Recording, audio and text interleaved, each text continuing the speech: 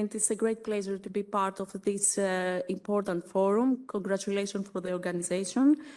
My presentation is titled Digital Electoral Interference in the EU, Regulated Technology to Protect Our Democracy. Oh, perfect. So, to begin with, what are the main research questions?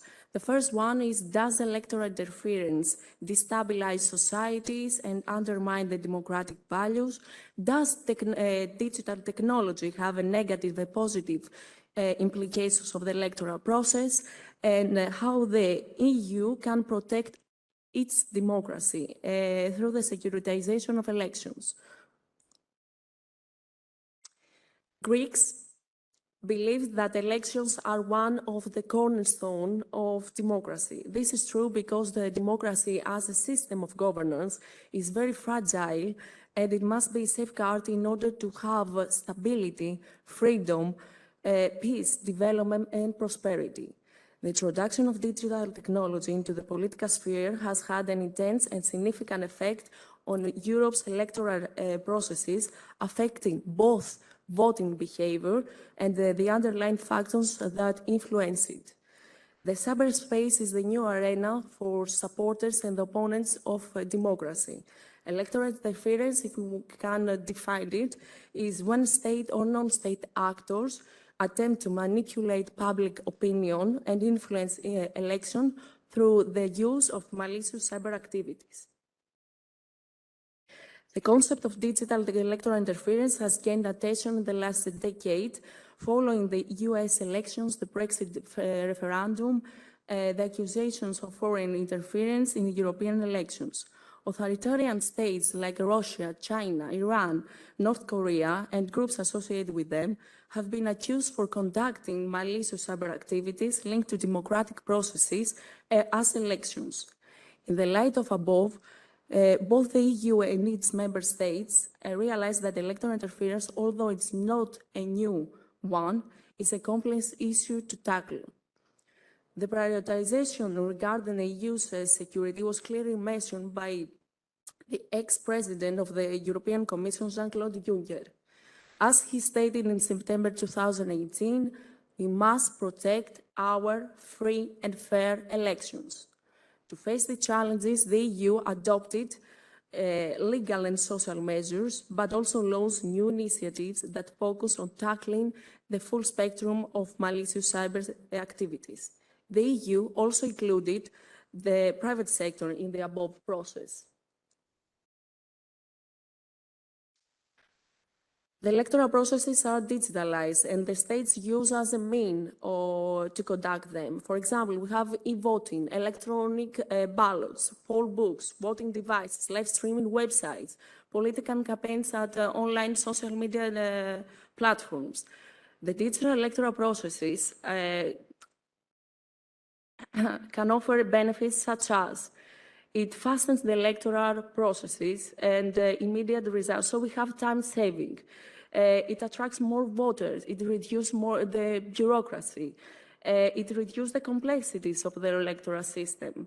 It enables political campaigns. We have information at time, and it offers transparency to the democratic procedures.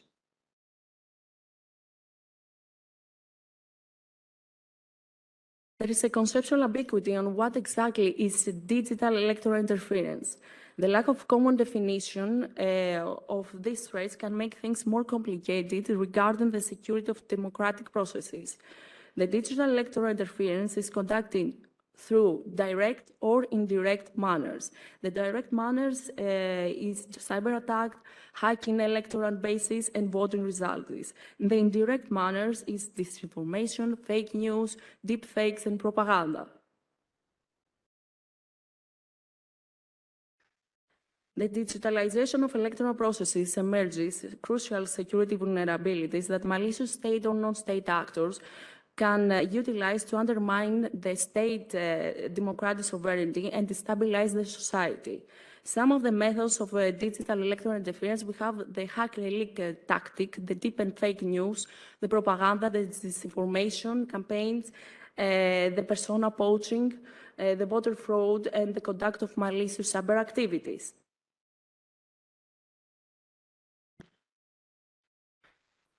All the above make the electoral interference an increasingly complex and demanding process. These methods may favor a candidate or a group of candidates but winning the election, but this is simply an indirect goal. The results from the digital electoral interference are the falsification or non-existence of a reliable election, the cancellation of elections, a challenge of the integrity of elections and democracy, the affection of the prestige and credibility of democracy, destabilization of the country and society, creation of a toxic environment for the democracy, the lack of private information, and the demand of stricter monitoring of electoral processes. We have some important incidents the last decade with a digital electoral interference triggered the need for the states to be aware for this new trend and safeguard their own democracy. We will analyze only two case studies. The first one is the French presidential elections. During these elections, foreign hackers with spearfish and cyber meddling have directly targeted Emmanuel Macron's presidential campaign in March of the Socialist Party and have stolen many documents and information from the party. The fancy bear exposed 9 GB of data from the presidential campaign some hours before the elections with anonymous user MLeaks. At the Twitter, we had many trolls accounts use many hashtags to undermine Macron's political campaign. After this incident, the IT personnel of Macron's election campaign attempted to counter phishing attacks with real and fake credentials and to respond to the perpetrators with fake campaign information. The other one is the 2018 European parliamentary elections. Over 50% of the EU citizens voted during the European Parliament elections, the highest voter percentage since 1994. These elections involved electoral processes at national level for all member states, but due to the existence of different electoral systems, these elections are vulnerable to interference by malicious cyber activities, and they do not have the same approach to counter it. According to the European Parliament, foreign interference has a systematic pattern, be it through campaigns on social media, cyber attacks on infrastructure related to elections, or financial support to political parties in the run-up to all major national and European elections. Much of this interference benefits anti-EU extremist and populist candidates.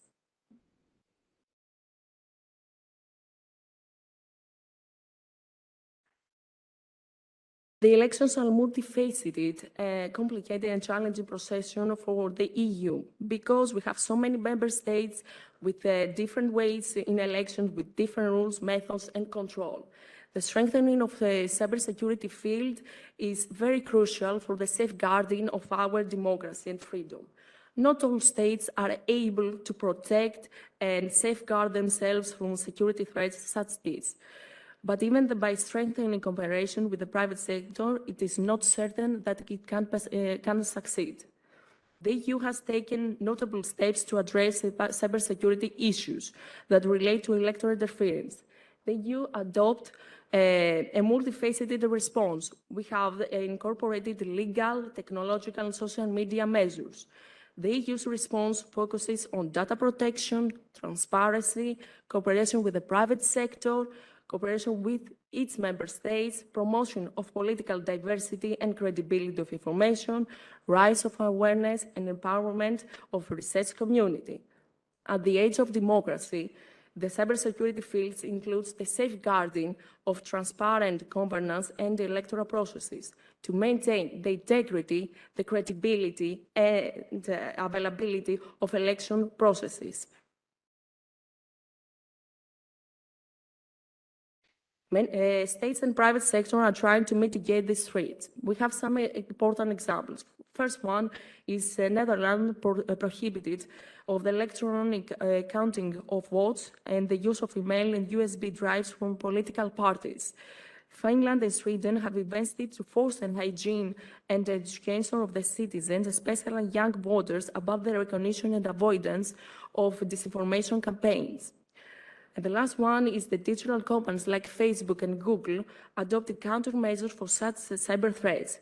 Facebook, for example, trained political parties on two-factor authentication and other cybersecurity programs. Google developed a Protect Your Election package for participant organizations during the elections. The Stratcom Task Force was created by the External Action Service of EU. It has as tasks the forecast, address, and response to Russia's ongoing disinformation campaigns against the EU and its neighborhood.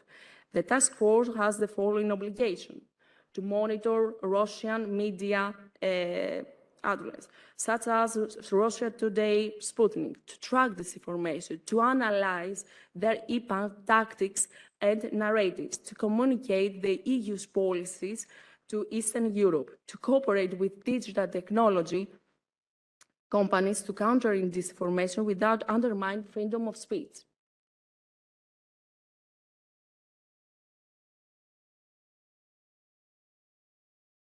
The EU VSD Info is a flagship project of East Stratcom Task Force and has as main task to increase public awareness and understanding of Russian disinformation operation and to secure from digital information and media manipulation.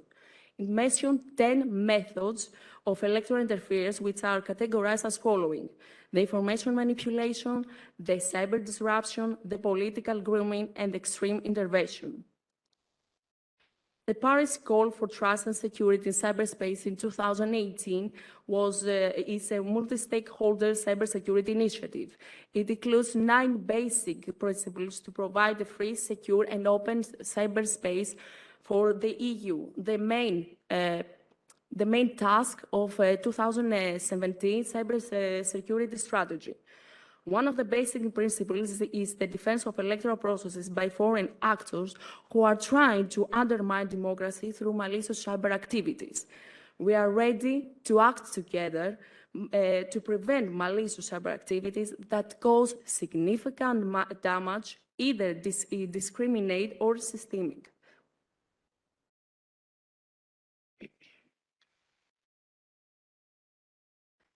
The EU announced a new joint action against the disinformation, the Code on Practice on Disinformation in 2018. It was the first time that industry giants participated, such as Facebook, Google, Twitter, and Mozilla.